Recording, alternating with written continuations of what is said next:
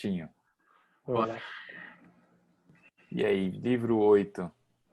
Semana passada a gente comentou brevemente que o livro 8 era bastante confuso em alguns aspectos, né? Parece que a tensão dos momentos finais que antecedem ali a conversão, ele tenta meio que transmitir isso no jeito que o capítulo é escrito, né? Mas e aí, qual a impressão de vocês sobre esse capítulo aí?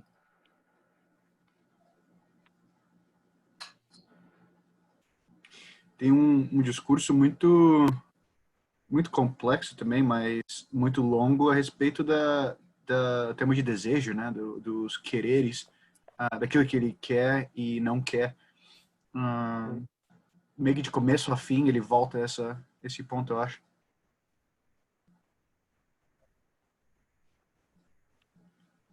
Eu acho que essa questão da vontade aí é uma das coisas principais, né?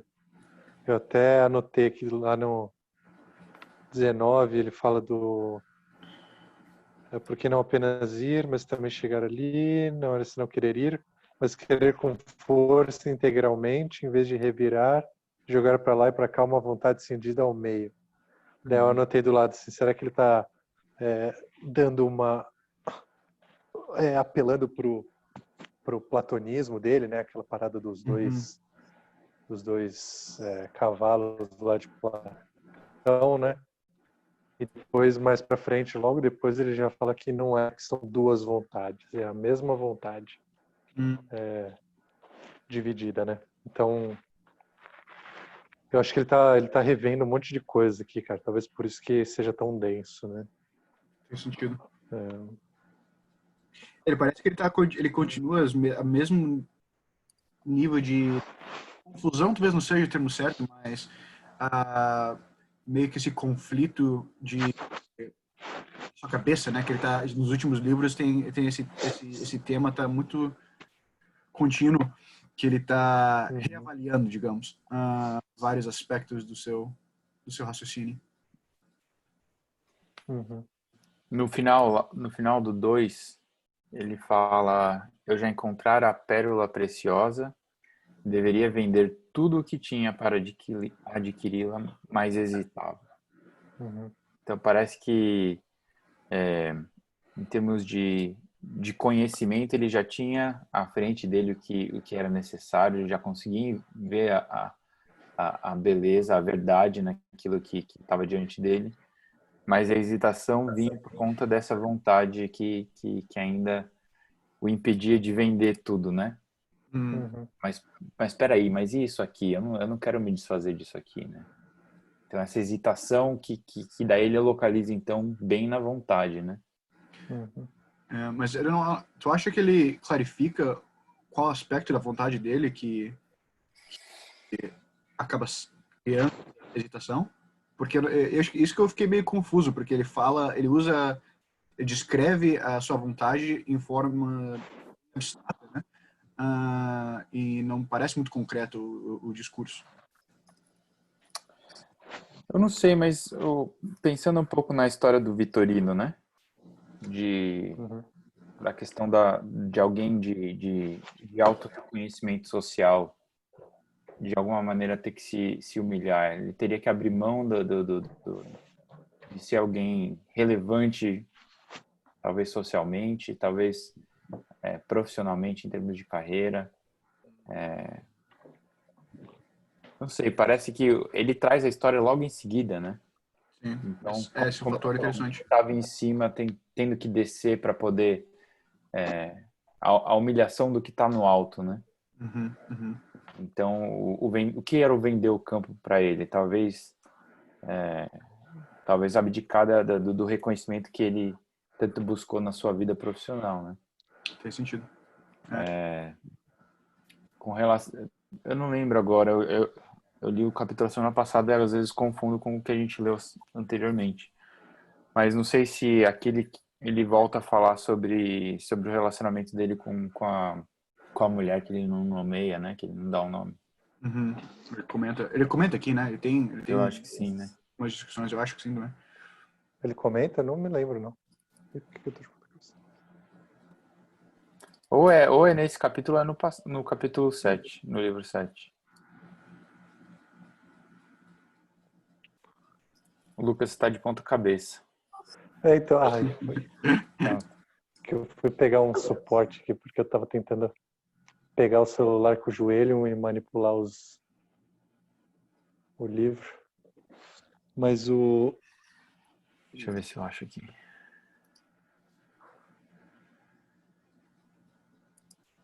esse negócio da mulher que ele curtia, eu não me lembro não desse capítulo, eu li hoje. Não, pode ser que seja no livro anterior.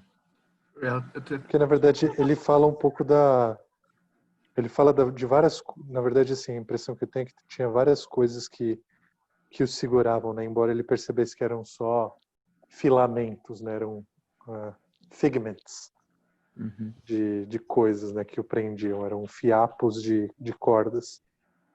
Mas ele ainda não segurava, né? E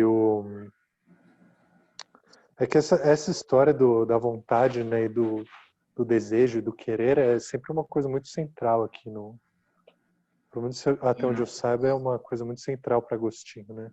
Sim, de fato. E que tem uma hora que ele fala lá que pô, foram até algumas coisas bem interessantes. Que ele fala que querer é realizar nesse tanto, né? Se quisesse querer, imediatamente quereria. É no 20.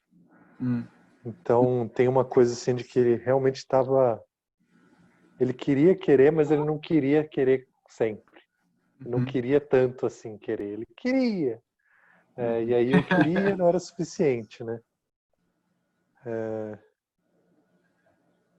Enfim, eu tô lendo, vou começar a ler de novo, né? O Mortification of Sin in Believers. Mortification? É, muito bom. É isso mesmo. Do Owen, né? Mortification, né? Do John Owen.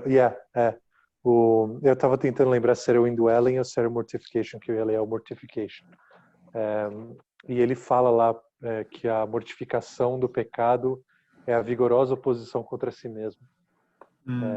Is the soul's vigorous opposition to self. Claro que ele não está usando o conceito de self moderno, né? Mas é a oposição vigorosa da alma contra si mesma, né? Então, acho que ele estava lutando com isso, cara, essa vigorosa oposição contra si mesmo, sabe?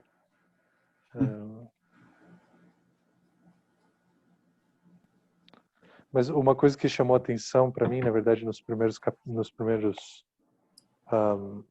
parágrafos, eu não sei se vocês perceberam isso, ou se eu estou viajando aqui, mas a evolução do sentimento que ele vai descrevendo. Que ele termina o primeiro com inquietação, aí no segundo ele fala sobre hesitação,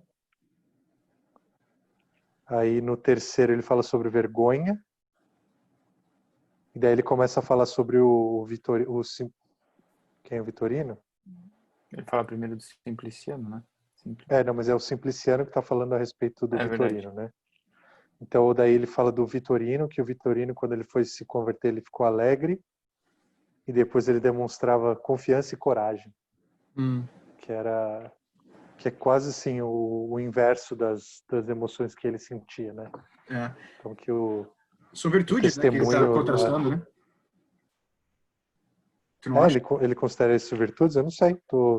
Eu não sei se de fato, mas é isso que me vem em mente quando eu penso na qualidade da certeza do Vitorino, né, do objetivo, né, a decisão dele e o quão meia boca as decisões.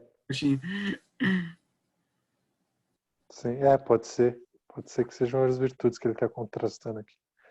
Mas eu só achei interessante porque ele sempre trabalha, né, nesses polos, assim, né? Sim. Eu não sei se eu estou vendo coisas, mas me parece que foi uma forma dele inverter, né? Porque, e assim, uma coisa que chama atenção para mim nesse capítulo é a importância do testemunho na igreja. Dá seu testemunho aí de conversão. Porque São dois testemunhos, na verdade, que fazem ele dar o passo final, né? Que é o do Vitorino e é o do outro amigo dele lá. Qual é o nome dele? O Alipo? Não, Alipius. Alípio? Será que é Alípio? Pontiano. Peticiano. É. O Vitorino, quando ele dá o testemunho dele na igreja, que os presbíteros tinham concedido a ele poder fazer isso de maneira privada, né? É. E ele decide, então, que ele preferia professar publicamente, né? Uhum. Então, a questão da coragem, da certeza, né? Dele estar disposto a fazer... Talvez a conexão aqui até com a questão do que ele estava abrindo mão, né? Eu acho que tinha uma questão de admiração intelectual, coisa do tipo, que talvez fosse por água abaixo, né? Parece, né? O que o Vitorino tinha a perder? Que talvez seja paralelo ao que ele tinha a perder, né? Eu posso ter esquecido, mas o Vitorino era um contexto parecido com ele, né? Ele era um... Ele também era da retórica e tudo, né? Famoso. É. Pela descrição dele aqui, até parecia que ele era alguém de mais renome, né? Não sei se... Pelo menos foi a impressão que eu tive lendo. Sim, eu acho que foi um pouco isso, mas eu estava tentando olhar aqui. Cadê? Porque quando ele Tem sobe lá, uma... o pessoal começa a gritar, né? O nome dele. É. Vitorino. Então, eu acho que tem... Eu não sei exatamente quando que isso aconteceu, né? Questão de ensinar... não, ele fala também do... Que isso aqui é pré-Constantino, né? Não é? Agostinho é pré-Constantino. É meio contemporâneo, assim. Eu acho que Alguma coisa. Peraí. Ou é século IV. Constantinopla 385. É meio Se que... não é contemporâneo agora, vai ser, né? Mas ele estava em Constantinopla? Não, ele estava na África. Talvez era peixe pequeno ainda em 385. É isso que eu pensei. É isso que eu penso. Mas uma coisa que ele está arriscando é uma nota 45 aí. O cara fala que o Vitorino ele teve até que abandonar o trabalho porque o imperador tinha expulsado os professores cristãos das escolas, né? Ele tinha impedido. Imperador Juliano. Constantino Então, a nota tá é bem antes, tipo, é 306 a 337. Constantino? Uhum. Então, ué. Mas Enfim. existiam, eu acho que deve ter tido uma, tipo, conforme o imperador existia algum Mudava, tipo né? de Então ainda perseguição ou não, né? existia algum risco, é verdade. Então 360 e 363 aqui é o que o tradutor comenta, né? Então ele está abrindo mão, está correndo esse risco, né, na verdade, de abrir mão. E é interessante que os outros amigos lá também, qual é o nome do cara? Ponticiano, ele também é um carreirista, né? Ele e o amigo dele são carreiristas. E eles também abrem mão da carreira romana para, enfim, martírio branco, talvez, né? Uhum. Fazer consagrar um monastério. Será que ele via esse passo dele como necessariamente um passo em direção ao monastério já? Então, se eu me converter, eu preciso me devotar à castidade, até por conta da visão do casamento dele e da sexualidade. Uhum. Alguém que tinha, né, tinha tido tanto problema na questão da área de pureza, agora ele tinha que estar disposto a ter a vontade pela castidade, digamos assim. Uhum. E ele ainda não conseguia ter essa vontade. Qual a tua dúvida, Lucas? Não, não é só uma especulação aqui de essa hesitação da vontade. A vontade ainda não está onde ela deveria estar com questão à castidade e com questão à vida monástica, né? Essa seria a Que a expectativa do consagra, parece que basicamente era, se ele fosse dar o passo, ele precisaria ir até o monastério, entendeu? Faz muito sentido. Que de fato é onde ele se encontra no fim, né? No fim da história, porque ele acaba tomando esses passos depois, né? Tanto que eu não lembro, acho que foi o J.K. Smith, quando fez o livro dele sobre Agostinho, comentou como o relacionamento que Agostinho teve com o seu filho, como mudou dramaticamente quando ele foi ao monastério e tal. E não foi até mais tarde na vida dele que ele aprendeu ou tomou responsabilidade, no caso, né?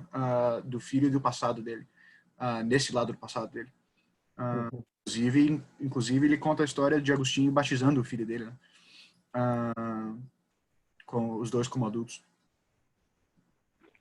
Eu tenho a mesma sensação, Lucas e Wagner, que ele sabia que era meio tudo ou nada, sabe? Ou ele não ia ser cristão, ou ele ia ser monge. O que, enfim, né? Pode ter sido uma das coisas que evitou que ele se convertesse antes, né? Ou ele ficava meio apegado a isso tudo, né? E uma das coisas que talvez levou a ele, então tá, all in, né? Tipo, já que então né? Então é all in. Interessante. Eu anotei a mesma coisa lá no último parágrafo, cara. Eu botei assim, conversão ou consagração ao monastério, que ele tá falando aqui. Porque ele fala que vai contar pra mãe e tal, e daí que a mãe dele percebe que ela recebeu muito mais do que ela tinha pedido. Por que mais, né? Não, provavelmente é porque ele já tinha... Falou, não, vou virar padre agora, vou virar ministro. Então... É Agostinho, cara. O cara é all-in mesmo. Tem um parágrafo aqui que eu queria conversar com vocês. Lá no 10, 5 romano, 10 arábico. Lá no final ele fala sobre, como se ele estivesse falando sobre os anéis entrelaçados, né? Ele fala, por certo, da vontade pervertida, a vontade aqui, acho que ele está falando sobre a capacidade, a faculdade psicológica de ter vontade. Da vontade pervertida nasce a libido. E quando se obedece à libido, nasce o hábito. E quando não se resiste ao hábito, nasce a necessidade. Por todos eles, como anéis entrelaçados, por isso falo em corrente, uma dura escravidão me mantinha prisioneiro. Mas a nova vontade me começara a surgir em mim, pela qual queria te servir gratuitamente e fruir de ti. O único prazer seguro. Ainda não estava pronta para vencer a anterior, forte de sua antiguidade. Por isso, duas vontades, uma velha, outra nova, uma carnal, outra espiritual, combatiam entre si e, divergindo, dilaceravam minha alma.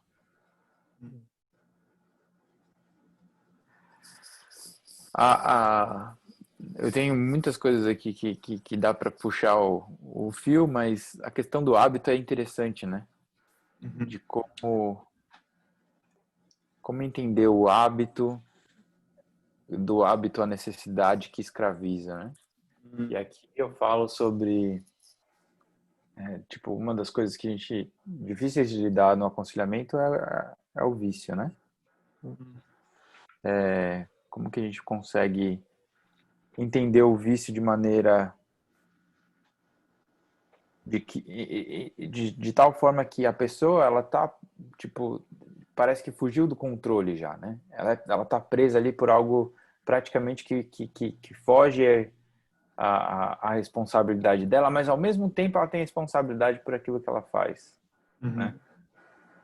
Então, alguém que não consegue largar o álcool de jeito nenhum, e ao mesmo tempo é responsável pela sua bebedeira, né? Então, é como se fosse uma rebeldia voluntária, mas uma escravidão que resulta numa escravidão que é inescapável praticamente, né? Por causa desse hábito que virou necessidade. Então é interessante essa corrente. Eu acho que vale a pena pensar nisso, né? Eu acho que ele trabalha isso aí, cara. Ele vai assim lentamente se aproximando do centro, talvez, né? Não do centro, mas ele vai sempre circundando aí a questão. Que eu grifei a mesma coisa, né? Eu botei vontade pervertida, libido. Minha dúvida é o que ele quer dizer com libido. Libido gera o hábito e hábito a necessidade, né? A dúvida que me levantou e das vontades permitidas, e das vontades corretas, e das vontades adequadas. Surge também o hábito e a necessidade? Eu acho que ele diria sim. Eu acho que o hábito sim, a necessidade não tenho certeza, sabia? Eu acho que tem...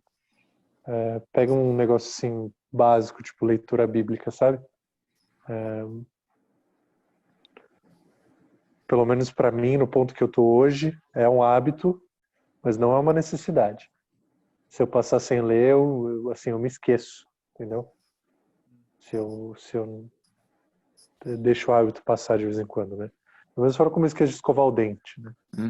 Então, assim, é um hábito. Não é Então, uma... mas daí você vai ter que definir necessidade como aquilo que você quer fazer. Pode ser. Verdade. Pode ser que sim. Que meio que encaixa com o tipo de necessidade que Agostinho tem em mente aqui na sua vida, né? Que as necessidades que ele quer, acho que o que ele está descrevendo como necessidade é o tipo de coisa que ele não deveria querer, mas que não necessariamente algo que seria bom para ele, né? Talvez no fim da corrente do bem, digamos assim, estaria uma necessidade intrínseca, essencial, né? E não uma necessidade produzida. Uma necessidade para a qual o homem foi criado, né? Que é a dependência do próprio Deus. E então os nossos hábitos deveriam estar formados de acordo com essa necessidade, né? A fim de chegar ali, né? Talvez a necessidade nesse caso aí não venha de nós, né? Não venha da nossa procuração, mas é o que é, enfim, necessário para a gente florescer, né? Então talvez a minha pergunta seja, é possível ter um grau tão profundo de apego a uma prática positiva que se torne, assim, a virtude oposta ao vício, por exemplo? Por assim dizer, sabe? Uma pessoa que é viciada em álcool, entendeu? É possível ter uma virtude que é tão cativante quanto um vício? Ou por definição, a virtude não escraviza? Não sei. Isso nota. Dúvida. É boa pergunta. Eu também penso nisso.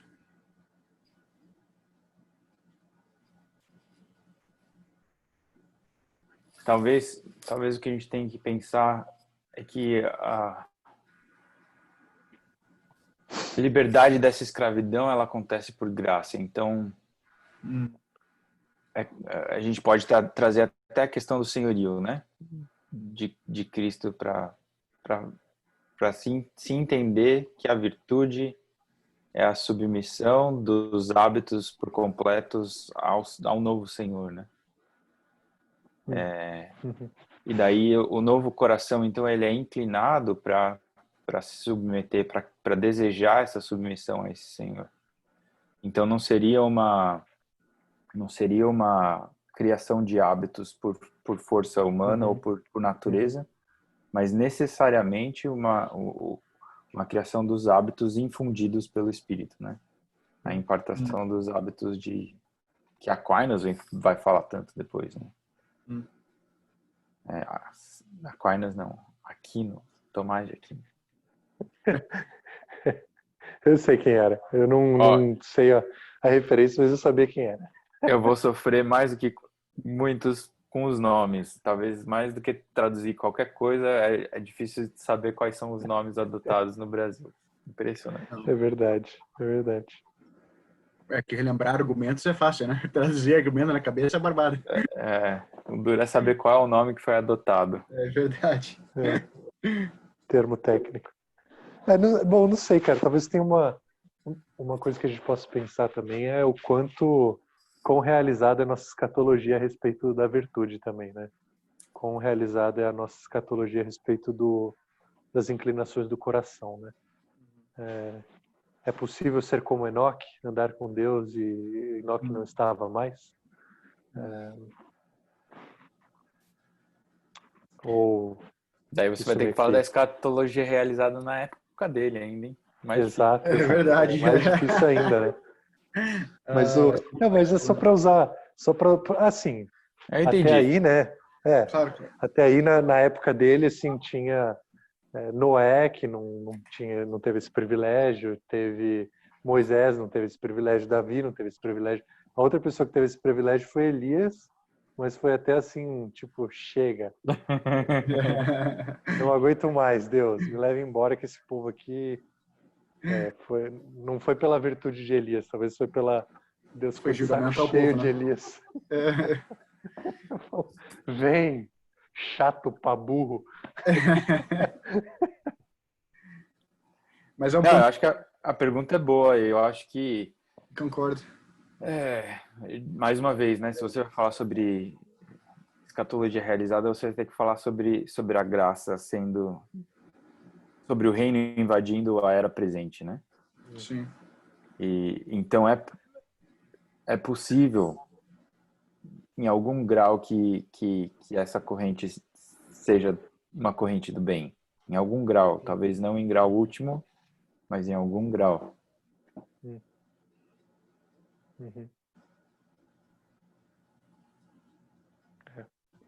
Mas talvez a gente tenha que pensar em termos como Paulo fala, né, de se tornar escravo. Desse lado da eternidade, assim, a nossa única opção é ser escravo. A gente tem que escolher qual senhor a gente vai servir. Mas a gente vai ser escravo. Quando Jesus voltar, o reino for totalmente colocado, as lágrimas forem colhidas, as correntes forem quebradas, a gente vai ter a liberdade de não desejar o mal mais, né?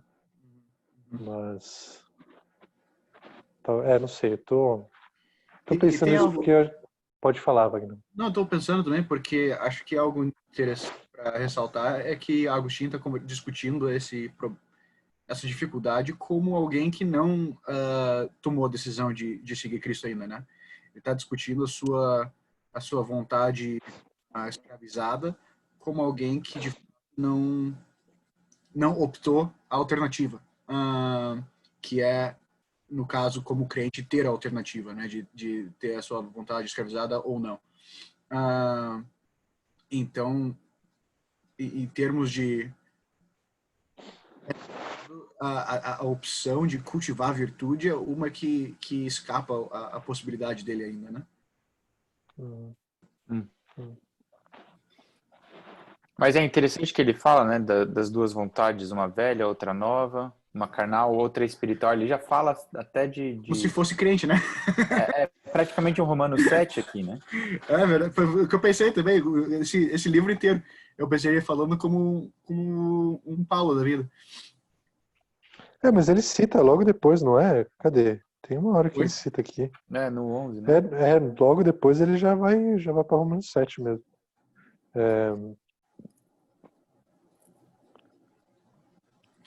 A parte que acho que faz essa discussão mais complexa ainda é o fato que é Agostinho refletindo, né, nas hesitações que ele tinha quando estava nesse encontro, né?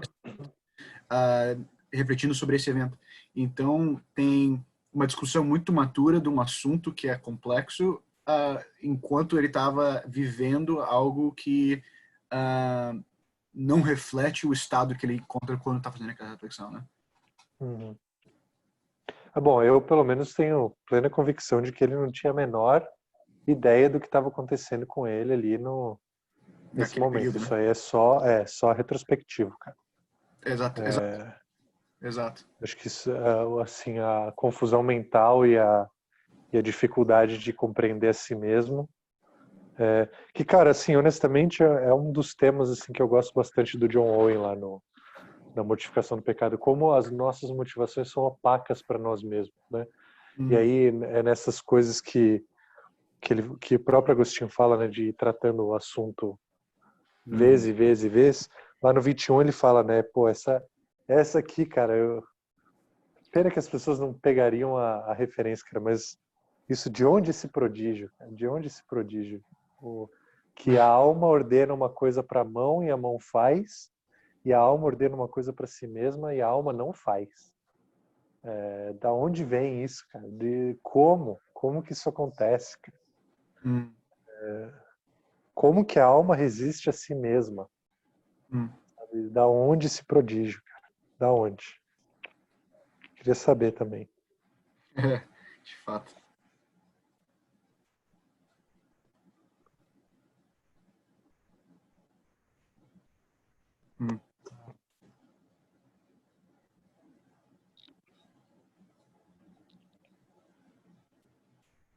Essa divisão é fogo, cara.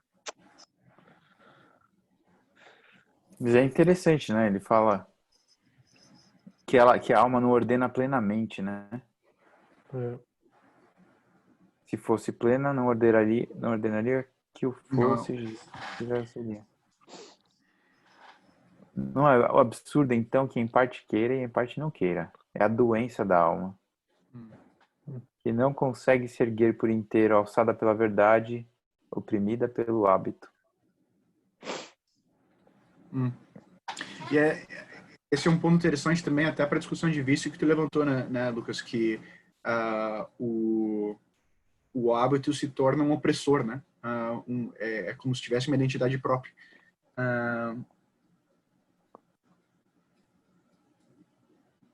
É interessante aqui, e agora eu vou entrar na minha área, mas acho que vale a pena trazer a discussão até para conhecimento diverso de vocês aí. Mas o Jay Adams, ele acreditava que a alma, que o coração já havia sido aperfeiçoado e o que acontecia com o crente depois da conversão é que ele continuava carregando os hábitos da carne e a carne ele associava diretamente ao corpo. Então, o aconselhamento dele depois veio ser muito criticado por conta de ser focado na reabituação, né?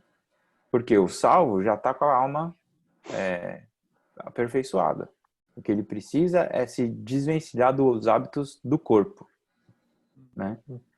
E só que aí o que acontecia é um dualismo extremado, né? Onde a alma está de um lado e o corpo está do outro. E onde a alma já é perfeita e o corpo não.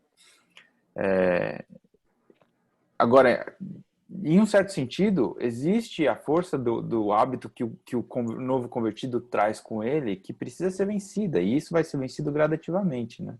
Ou às vezes Deus dá alguma graça especial para a pessoa e ela é liberta daquele hábito de uma vez por todas.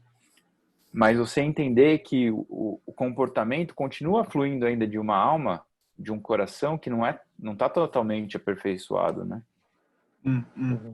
Daí então você tem uma segunda leva de conselheiros bíblicos que veio, que criticou a primeira parte do movimento lá de aconselhamento que o Adams liderou, né? E daí eles tentam focar então no coração. Hoje em dia você vê um enfoque muito maior na questão do coração do que você via, por exemplo, na época do Adams, né? Que era um cara mais vamos fazer a modificação comportamental. Então é interessante ver essa discussão aqui sobre hábito e ver como ele ainda traz, porque é uma coisa importante a ser tratada, é uma coisa importante a ser considerada, né? Agora, como você lida com a questão da doença da alma, né? Em relação a esse hábito que ainda se perpetua.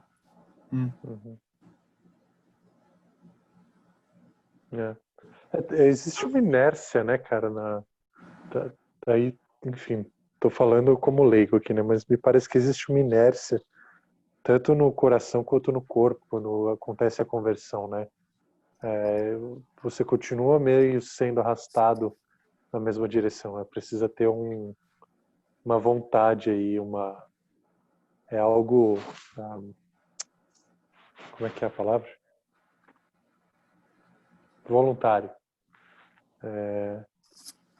que inclui abandonar hábitos, né? Até porque um cara que é alcoólatra se converte e abandona o álcool não deveria nunca mais beber, né? Seria um risco para ele beber e retomar um hábito antigo, né? Mesmo que ele tenha sido libertado. Uhum.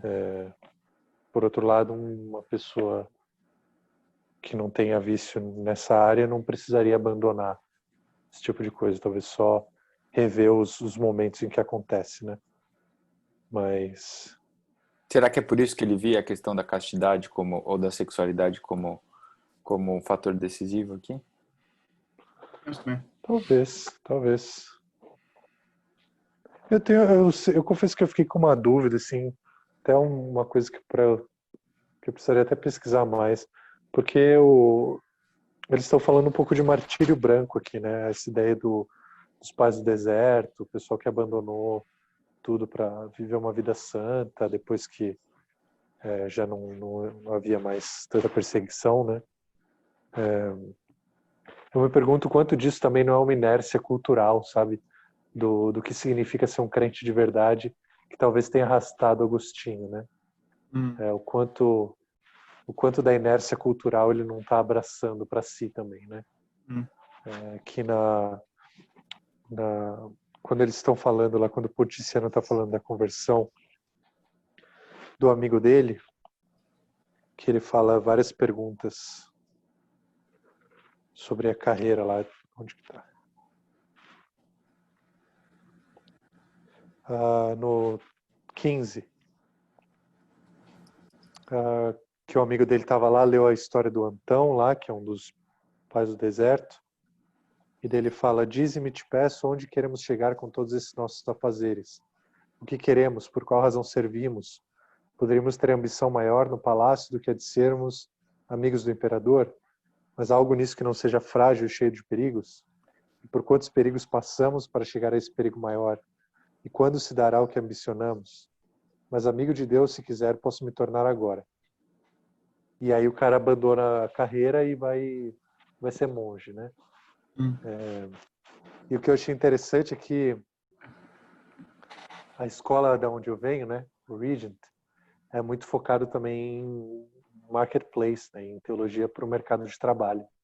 E são perguntas válidas, cara, são perguntas assim que quem está envolvido no mercado de trabalho tem que fazer.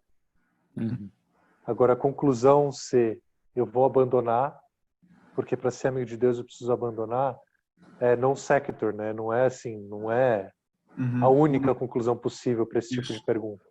Isso. E é interessante que o do Vitorino e o do Ponticiano e do amigo, me parece que são os dois testemunhos que falam mais fundo aí na conversão do Agostinho nesse momento, né? E que talvez levem ele aí para uma vida monástica também, né? Então, enfim, pensando em inércia aí, né? O quanto disso também, quanto dessa decisão dele foi postergada por uma expectativa Cultural. talvez muito fechada a respeito do que é ser um cristão, né?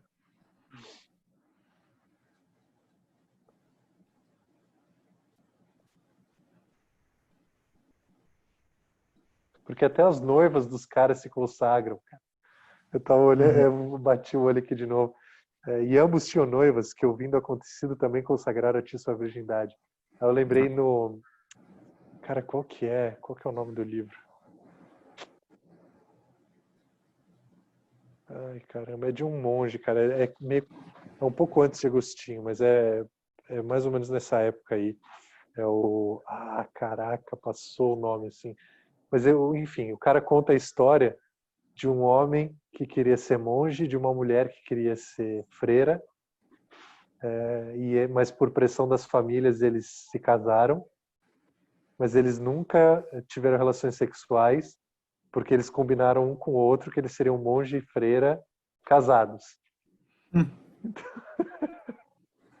Então, o casal que não queria casar, mas que casou obrigado, mas que ainda assim não se conheceu na intimidade, para poder seguir o caminho do monge e da freira, que eram os verdadeiros cristãos. Então, caramba, passou o nome do livro de novo. Enfim, não lembro, mas é um cara desses aí, também século IV, século V aí. Ah.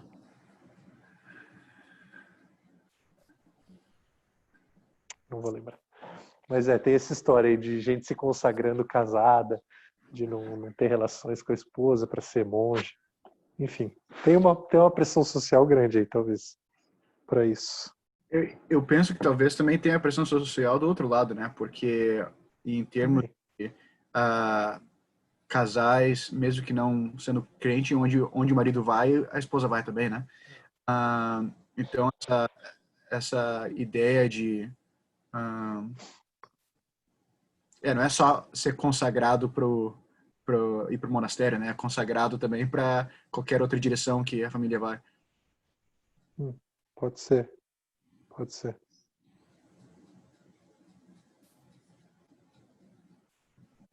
Que eu posso estar errado, mas a impressão que eu tenho de Agostinho é que quando ele vira monge, ele fica meio que isolado, né? Até quando ele vira padre, que está mais em contato com o pessoal no dia a dia.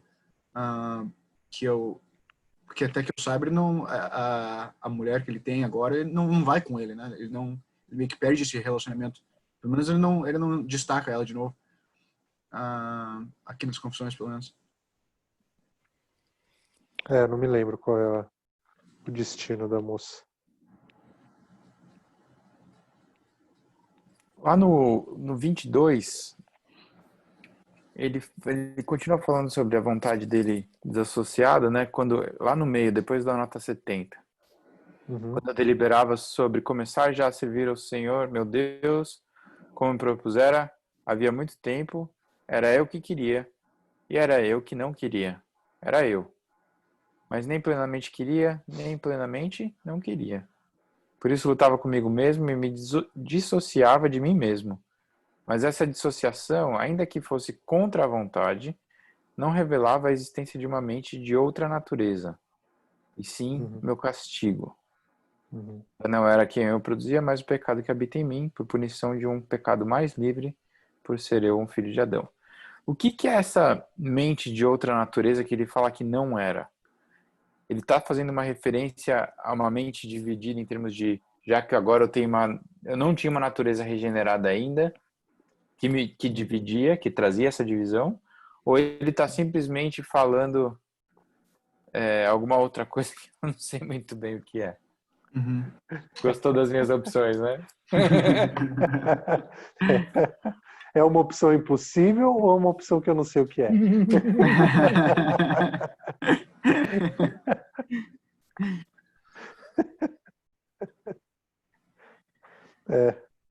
Eu marquei essa parte aí também, cara. Acho que Eita, travou. Não, Eu acho que... ia opinar, né? Isso isso é ótimo. Ele vai ter que repetir tudo de novo, porque ele deve estar falando sozinho agora. Deve, com certeza. É o momento mais brilhante, né? Alô! Alô? Você vai ter que repetir tudo de novo. Você falou assim, eu acho que...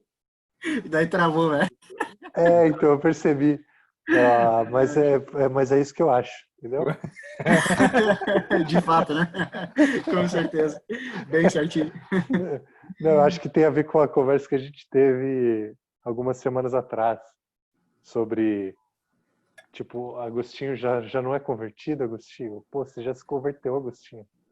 Tipo, já tem, cara, da nossa perspectiva aqui, se alguém da minha igreja viesse falar isso pra mim, eu falar, tá bom, já é convertido, vou continuar caminhando então. E ele ainda não atribui a si mesmo, né, a salvação. Então,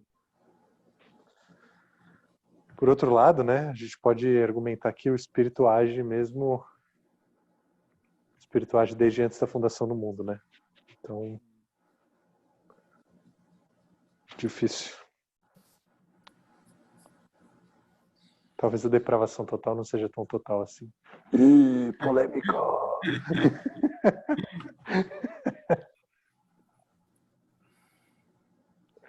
Mas a gente falou isso a última vez, não é? Na questão do reino lá, da cognição, que o conhecimento chega até o topo da montanha e avista o reino, mas não consegue descer, né?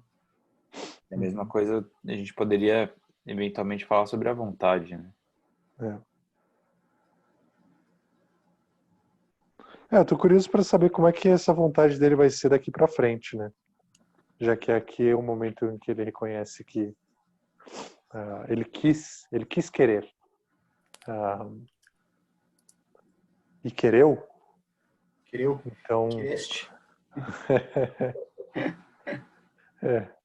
e quis, né? Ele quis querer e quis, mas quereu comunica. A minha Cecília mais velha tá falando um pouco assim. Falou, olha papai, eu pôs o prato na mesa. Porque é verbo irregular, né? Uhum. Então, mas enfim, ele quis querer e quereu, e daqui pra frente como que vai ser essa relação dele com a vontade, né? Se vai ser... Tô curioso, eu não me lembro como ele trata disso. Olhando agora para o 29, que é onde ele retrata o episódio do Pega e Lê, quando ele abre o livro e lê, o texto que ele abre é um texto que não seria um texto recomendável para você apresentar o evangelho para ninguém. Eu botei aqui caixinha de promessas, mas com os textos ruins também. Verdade. Que foi o método de conversão dele, né? Abriu, leu.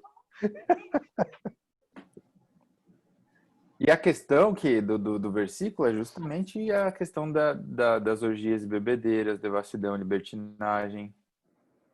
E daí o chamado para se vestir de Jesus, né? E não procurar satisfazer os desejos da carne. Então, mais uma vez, a questão do desejo aqui parece que tem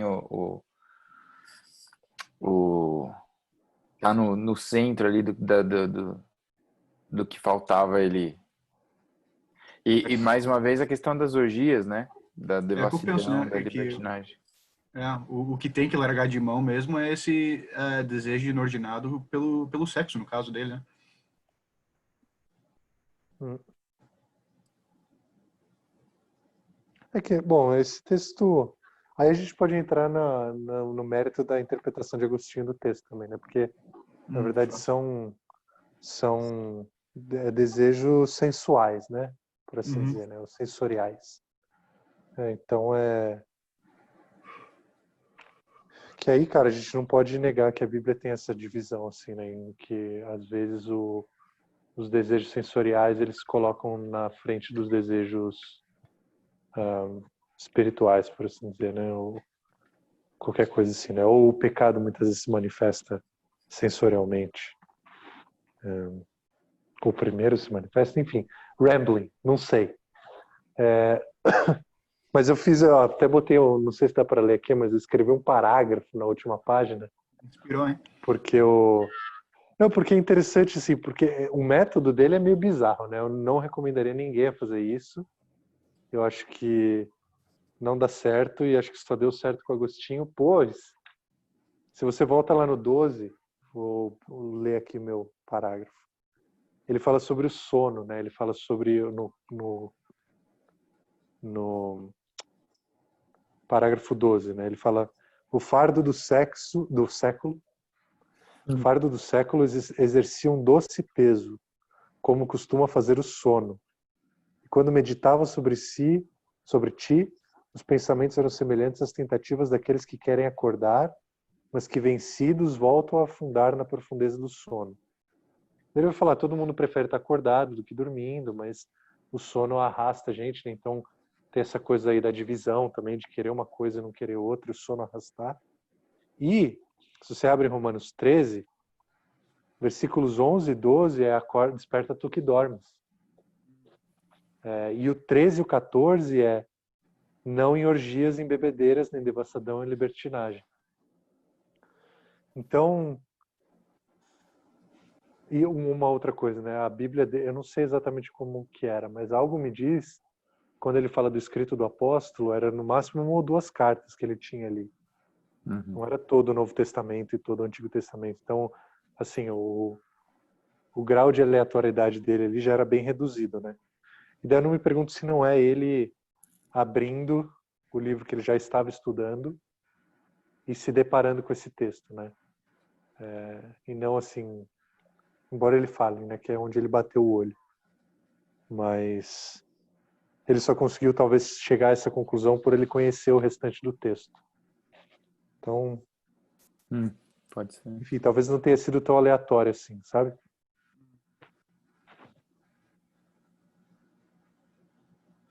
É um paralelo interessante também. Ter pensado até a ideia de da aspecto de sonhar e dormir, né, que ele estava tendo antes, porque tem um sentimento de clareza que acontece esse parágrafo 29 que não está presente em nenhum outro parágrafo antes desse, né? Praticamente ele está andando meio que sonâmbulo, digamos, né, até ouvir a voz do pega e lê. E esse personagem ser introduzido nessa discussão, ele fica meio que nesse vai e vem, que fica bem linear só depois disso agora, né? Depois dessa que se intromete na cabeça dele.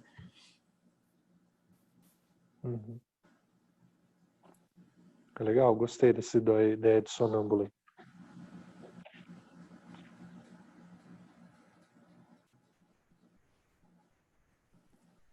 Até a descrição do 29 e 30 também, né? Que fica super linear até os eventos que ele está recontando. Fiz isso, né?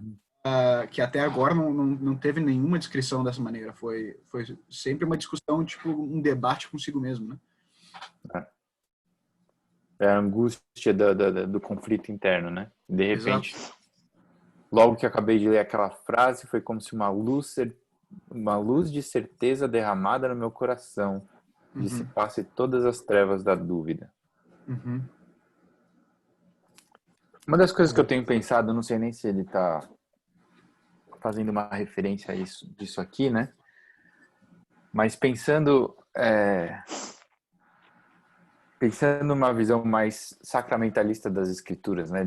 Das escrituras serem a voz viva de Deus, né? O comando de Deus produzindo a obediência, né? De uma maneira mais direta até. Então, parece que quando ele lê isso, parece que a vontade dele é inclinada para o certo, né? Sobrenaturalmente, né? Com certeza. Com certeza. Eu penso exatamente isso também, porque até a discussão dos quereres dele, né, até esse momento, não só pelo fato de ser confuso até esse ponto, mas pelo fato de ser tão incerto os desejos, né, desejando uma coisa, desejando outra coisa, não querendo não desejar algo e querendo desejar outra algo. Até esse mandato, né, que ele ouviu do pega e lê, essa voz que vem aqui por fora dele, né, além dele, que afeta a motivação dele, afeta o querer dele, que de uma forma que ele estava só de uma forma objetiva, que parece que ele queria esse tipo de objetividade, né, que as motivações dele fossem tão diretamente interligadas ao que é bom, né, isso só acontece quando ele escuta a voz que vem além da cabeça dele.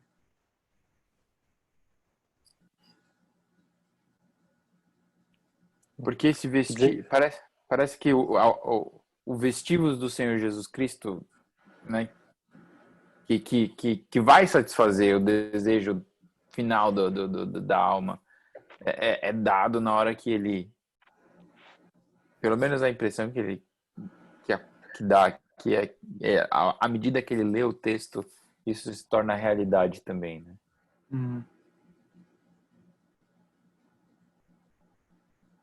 Quer dizer que a Bíblia é mágica? É mística. Sabe, Não, eu mas eu... tô...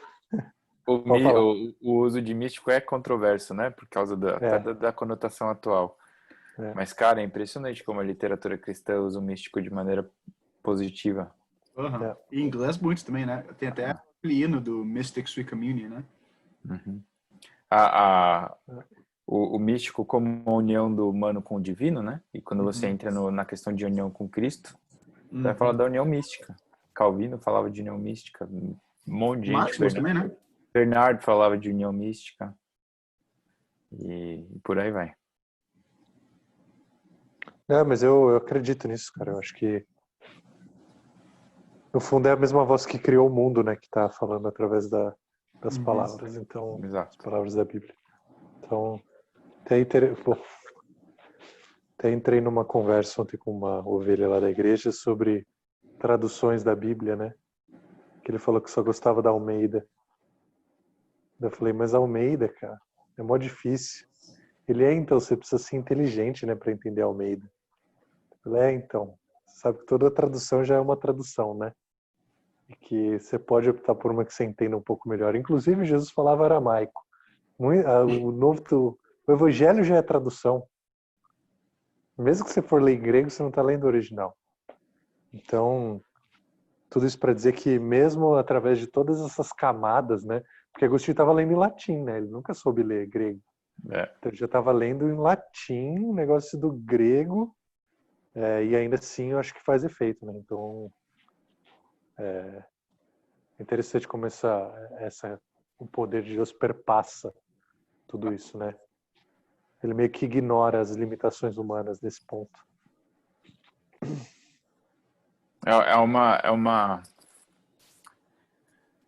É uma hermenêutica que a gente, pelo menos, foi ausente na minha vida por muitos e muitos anos, de entender que não é o Lucas abstraindo só o significado de um texto ali da página branca da minha Bíblia, mas de você se colocar debaixo da voz viva de Deus, da voz viva de Cristo, né?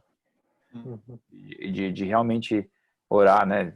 Fala comigo e usa suas palavras transformadoras para me transformar, para me fazer mais parecido com Cristo.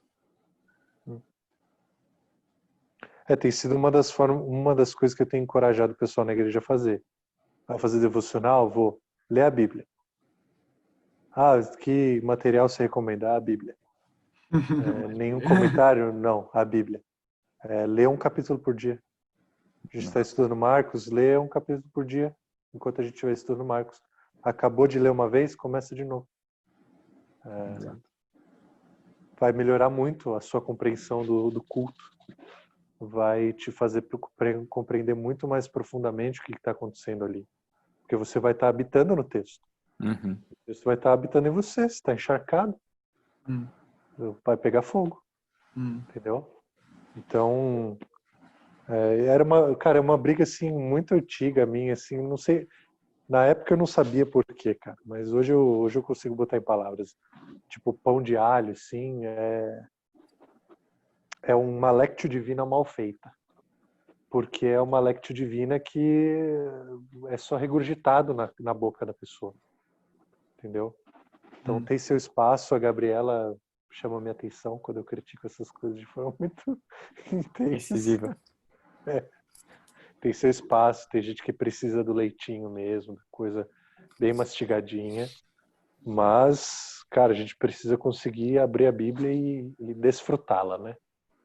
Conviver com ela, no caso, né? Porque mastigar, cara, porque acho que essa linguagem de convívio é muito importante, porque é exatamente isso que o cristão é chamado para...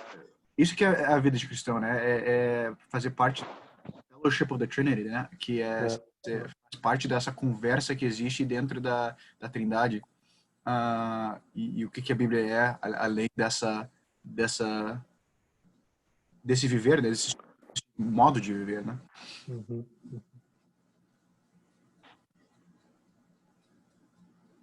Não é à toa que boa parte da Bíblia é narrativa, né, cara? A narrativa, ela te obriga a habitar ali. Ela te obriga a fazer parte da história. Hum. Ela te inclui, né, no que está acontecendo. Você se torna um espectador ali, né? Exatamente. Transporta para lá. Então... Agora tem o desafio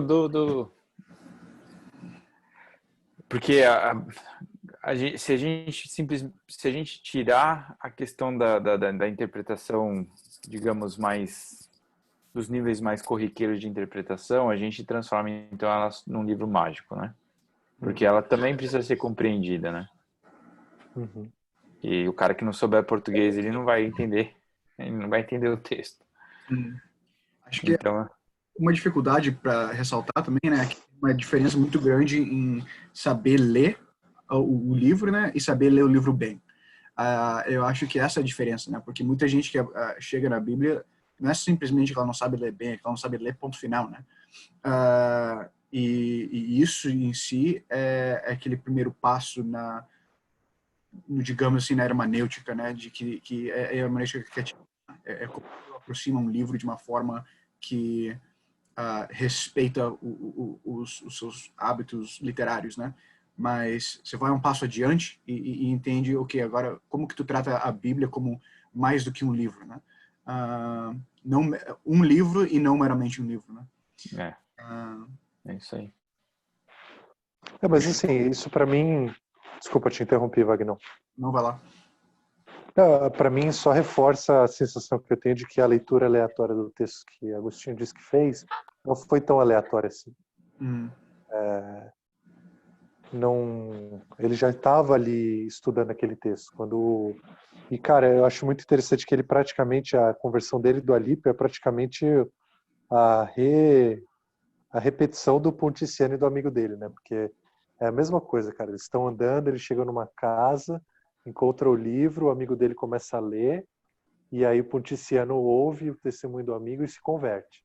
Aqui é o Agostinho, que está com o amigo dele numa casa, eles vão para o jardim, ele toma um livro, lê, e o Alípio se converte junto.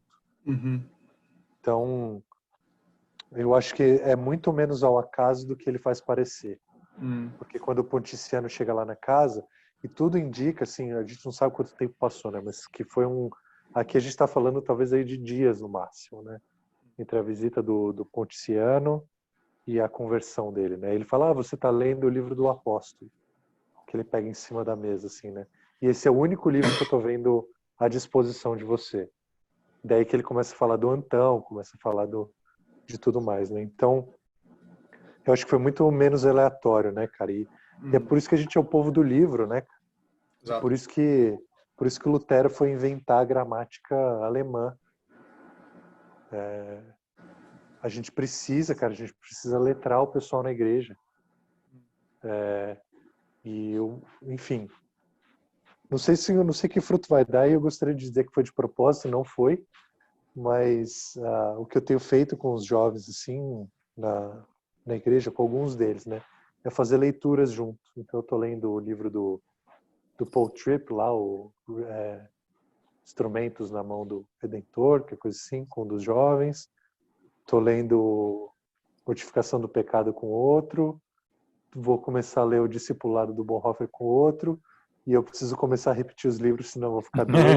Tá louco, né? Cada Vai livro da faltar tempo. semana. Ou memoriza os livros, né? Ou faz algo diferente. Eu vou ficar doido daqui a pouco, mas talvez seja um meio, né, cara? Com certeza. Porque esses livros, eles, enfim, às vezes Agostinho tem diversos níveis aí de profundidade, né? Mas esse livro é um livro só. A Bíblia não. Seguindo aí o post do Lucas esses dias aí no Facebook, o que o Wagner comentou, né? Então a Bíblia ela tem mais graus aí que precisam ser considerados. E alguns textos são difíceis mesmo, cara. De fato. Pedro mesmo reconhece, né, algumas coisas difíceis que Paulo escreve. Então, enfim. E numa conversa com outro amigo também, falando sobre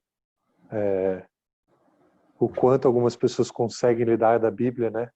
Algumas pessoas só conseguem comer as migalhas que caem na mesa mesmo, cara. É tudo que elas conseguem, porque elas nunca se depararam com nada sólido na frente delas, né? Então é só migalha mesmo. O contexto é que ele estava citando o provérbio lá, a soberba precede a queda, jogando ping-pong com a galera da faculdade. E daí os caras, mas de onde você está tirando isso? Né? Então, da Bíblia. Aí, enfim, virou uma conversa evangelística por conta disso, né? Que da hora. É. Melhor do que abrir lá e falar não em orgias e em bebedeiras, ok? Certinho.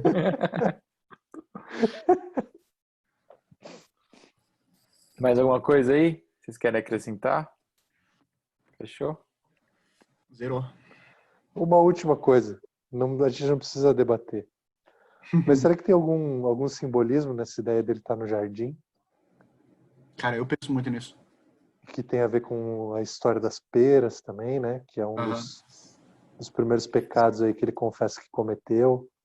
E ele como um cara que procura conhecimento e o orgulho do conhecimento como algo mantendo ele longe. É. Sei, posso estar vendo o jardim longe. também em si tem essa ideia de um começo, né? Pode ser também.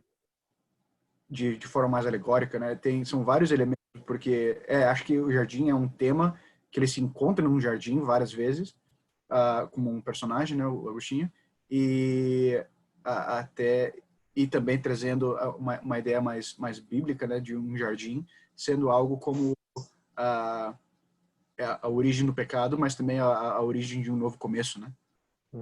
Jesus em si saindo da tumba num jardim, né? Então tem a cidade Jardim, Nova Jerusalém. Correto. Exato. Tem vários. Esse tema eu acho muito interessante. Eu nunca li nada a respeito, então tá só simplesmente. Getsemane também, né? Tem o quê? Getsemane. Também. Exato. Eu tenho pensado nisso lendo Agostinho, mas eu nunca vi ninguém comentar a respeito disso. Acho muito interessante. Se ninguém nunca comentou, ou é um PhD ou é uma grande burrice. De fato. Às vezes os dois, né? Às vezes eu acho que é os dois. Tem muito PhD que é plena burrice.